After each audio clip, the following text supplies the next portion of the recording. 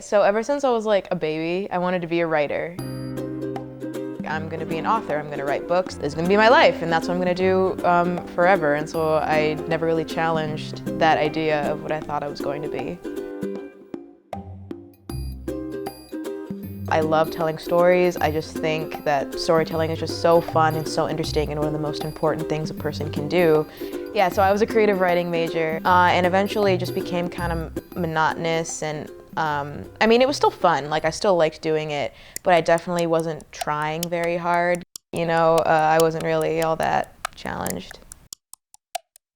And I'm like, you know what? Let me just take an Animation 1 class. Like, I need an elective, and it was just so much fun.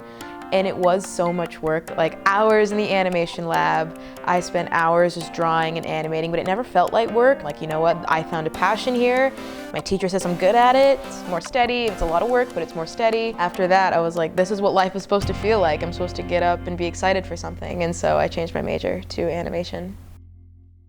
I have to say, it was a real challenge at first because I was thrown into an environment that I wasn't originally prepared for. And so all of a sudden I'm thrust with like a whole bunch of new things I had to learn really quickly. You have to follow strict guidelines and you got to make it look a certain way, add a certain way. It was just, I realized this isn't what I want either. Realizing that, no, what you've thought you wanted to do since you were like an embryo, that's not what you're going to do with your life. And what you thought you were so excited about, you had a passion for, that's not what you want to do with your life either.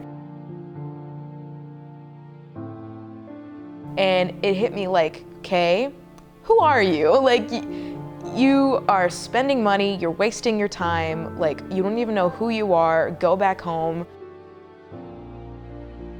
I would crawl into my dorm room under my covers and just lie there and cry.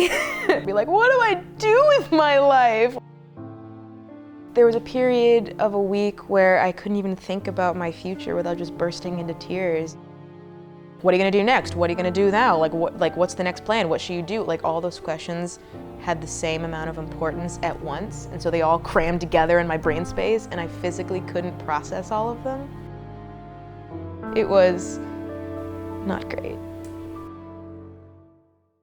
My roommate Casey is always like, okay, like, it's been about a week. Take a deep breath. And then she was like, wait, so like, why don't you just combine them? Writing and animation, like, someone writes animated stuff. And just like that, like, everything just kind of like locked into a place where I was like, all right, we've wasted time, let's get going. I'm emailing people, I'm having meetings with people trying to settle things out. But yeah, that's my major now. Television writing and minor in animation. Not gonna lie, the prospect of moving to LA, horrifying. The thought of working in the television industry, terrifying. But having had that experience, I'm less afraid. What's the worst that could happen?